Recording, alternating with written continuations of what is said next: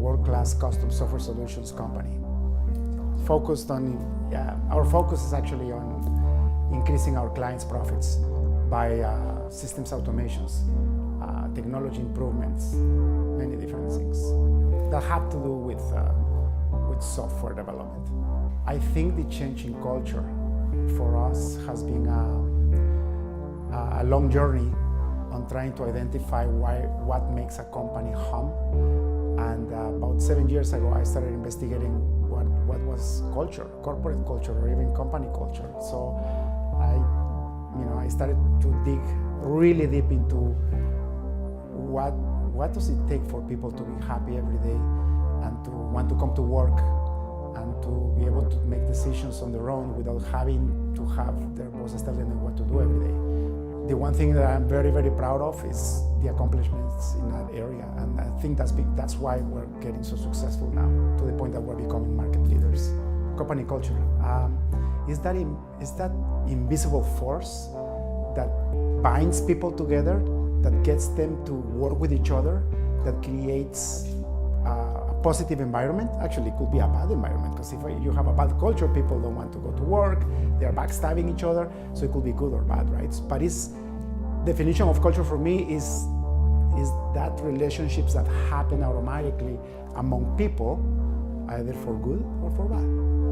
Every single client that we take in, they're pretty much unique to what they do, and when we acquire them, it's because they find that they can accomplish their goals with us.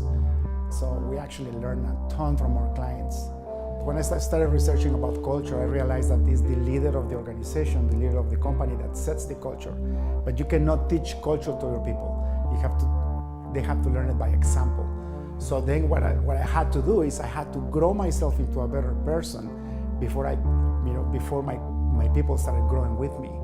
I started researching daily habits of very successful people. And I started grabbing what I think it was most important for my life. So if you ask me for my daily habits, I wake up not so early in the morning. I'm a late riser. I wake up around 7:30 in the morning, 7:30. Then I make sure I drink a couple of glasses of water. Then I go right into reading something positive. So I have a set of books at home that gets me into a positive state of mind right away. From there, I do a very quick workout. When I'm saying quick workout, is maybe 10 sit-ups or 10 push-ups, something that wakes me up. Hit the shower, and right after I hit the shower, I do 15 minutes meditation. The meditation has been changing. Now I'm doing priming exercises, which I just learned from the Tony Robbins event I went last year. And it just goes deeper and gets you into a state of thankfulness and a state of sharing and giving back. From there, I'm fully recharged, and my day grows exponentially from there. So then I come to the office and start taking care of business. Oh, by the way, I don't eat in the mornings either.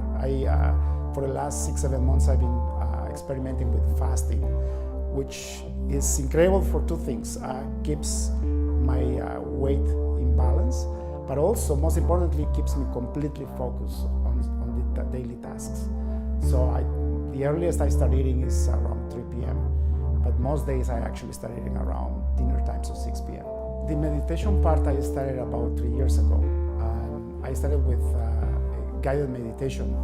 I found a Christian meditation YouTube channel, and so that's where I listen. Like I don't meditate where the mindful meditation where people just do nothing for 10 minutes or something.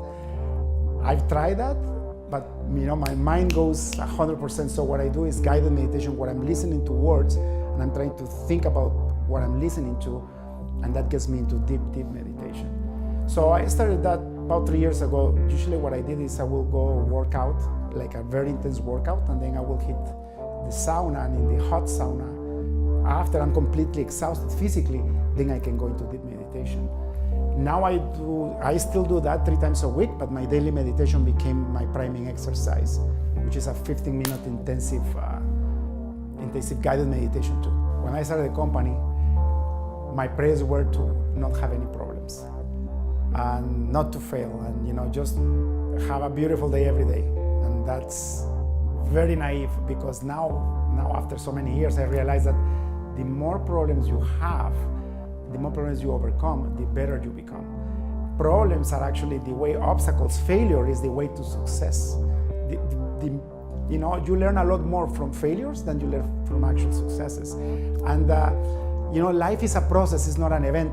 When you say you are successful, you're measuring an event. Oh, you won this award, or you're getting recognized for this thing that you did. Yeah, but that has many years of a bunch of failures and learning experience behind. So there is basically no way to become successful without failures, without problems. Having said that though, for me, one of the biggest failures that I had was back in 2011. Before I was learning about culture, before I was learning about being in business for more than just becoming successful. Basically, I was, before 2011, I was completely focused on just generating as much wealth and money as possible, completely focused on the money, without even thinking what I was going to use the money for. As a result, I grew exponentially. We went, from 5 guys to 120 guys in 2 years. And that was my biggest failure, to be honest with you, because once I reached the top, I went into a deep depression because I had no life. I didn't see my wife and my kids for 2 years. I was traveling every 3 weeks. Crazy. I was working 15 hours a day. The work is not bad. I'm still working a lot today, but it's a different mentality. I actually crashed in 2011, the point where I almost had a heart attack, because it was a meaningless goal. And once you reach it, you realize, what am I doing, right? And also, when you grow that fast, if you don't do it properly, you let people into your company that are not going to be good team players, or maybe they are good technically, but they don't have the right attitude, and that creates a disease in your company. So from there, actually, what I did was I retired for a month. I went to Thailand. My doctor told me 2 things. She told me either you can take these pills that you can get addicted if you take them for more than a month, or you can change your lifestyle. So I quite remember that the same day where I talked to Felix, my PMO director. He's my right hand, and I told him, listen, Felix, I have to go for a month. The company is yours. I don't know if I'm gonna have a company when I come back, but I'm not gonna turn on my phone. I'm not gonna bring my laptop. I left to Thailand with my family for a month. I fixed my personal life first. And then that month it was my reset time when I realized I cannot do this just for money's sake. I have to add value to the world. I have to add value to the people that work with me. I need to choose the right people. And funny enough, when I came back, I started implementing a lot of things, and that was the beginning of my learning journal. I went back from 120 down to 10 people, and I stopped looking for money for money's sake. What I started doing is I started trying to look for opportunities where I could learn, where I could add massive value to my clients, and where I could attract the right people into my company. So we never had one award before 2012, 2013. So it took 2 years for me from that big failure to build a company from scratch. Thanking my loyal clients that, I actually had 5 clients that never left me even though we weren't doing a great job. I would have fired myself, but they stood still, they waited for me, they knew me personally, and they knew that I was going to come back, and I came back and I made them super prosperous when I came back. And I started focusing on company culture, but also focusing on our technical process, project process and development process. Because then I knew those were going to be the 2 biggest pillars if I wanted to rebuild the company in a better way.